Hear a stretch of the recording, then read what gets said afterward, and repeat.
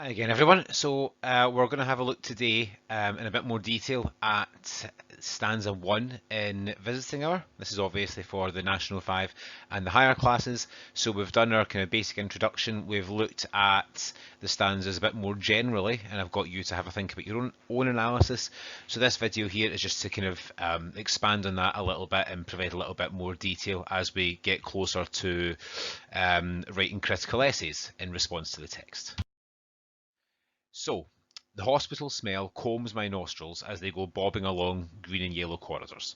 So one of the interesting things about visiting hour is that as you read through the poem, each stanza is like this is the next thing that's happening, but also giving us either some new insight or some extra layer of insight into how the speaker's feeling, his state of mind, emotional state, how he's coping, all that kind of stuff. And you see that right from the start here. So the hospital smell combs my nostrils as they go bobbing along green and yellow corridors is what happens right as he walks into the hospital. So this is us seeing his first response. And one of the first things that we should notice is that his senses seem to be quite heightened. He seems to be quite on edge, because the very first thing that we're being told about is his reaction to the very strong hospital smell, which is that obviously kind of antiseptic, sort of like too clean smell.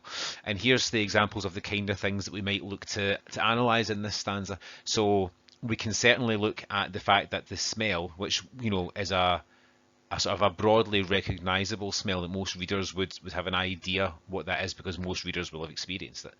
The fact that it combs the nostrils is important, instead of, say, something like fills, which would have a similar suggestion in terms of the smell having a strong impact. But combs is particularly interesting because it's more physical. What is the thing about a comb is that it's very, very fine. When you pass a comb through here, it's like it's separating each individual hair. And that's kind of what's happening with the smell here. It's like you can sort of physically actually feel it passing slowly through, like each hair, I suppose, inside of his nose. So it gives you the sense of it being a really, really intense reaction that he's having to it.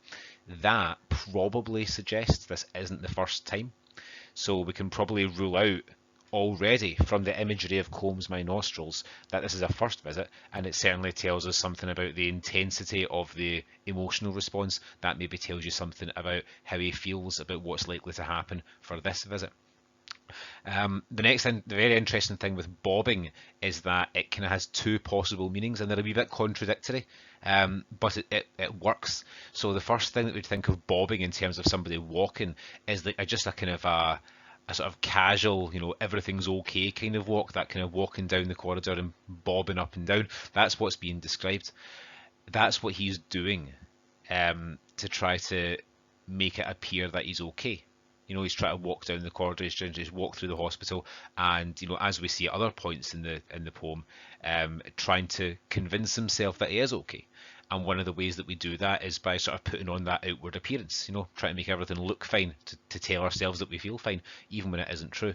So you've got that on the one hand, it's like a sort of like a cover, but there's another definition of bobbing. We tend to associate bobbing with things that you'd find maybe in a body of water, but specifically we use it to refer to things in a body of water that are not in control or under power. So you wouldn't describe, a boat with its engine on, going through the water as bobbing. You would describe a boat with no engine on as bobbing. You would describe a buoy in the water as bobbing. So something that's bobbing is, I suppose you might want to look at it as being, at the mercy of its environment. It's being sort of moved around by the environment, like things bobbing in the water. They're bobbing in the middle, but they're not in control of the up and down and side to side. So that tells you something again about the impact of the environment on the speaker, and it tells you a bit about how he feels at this stage. If you try and understand his feelings in the context of, for example, a buoy in sort of stormy waters. So the two meanings of bobbing are contradictory but complementary in this particular case, because they give us a really clear insight into how the speaker's thinking and feeling. And finally, green and yellow corridors is fairly straightforward. They're unlikely to be actually green and yellow corridors, because the hospital, most corridors are going to be white or sort of pale colours.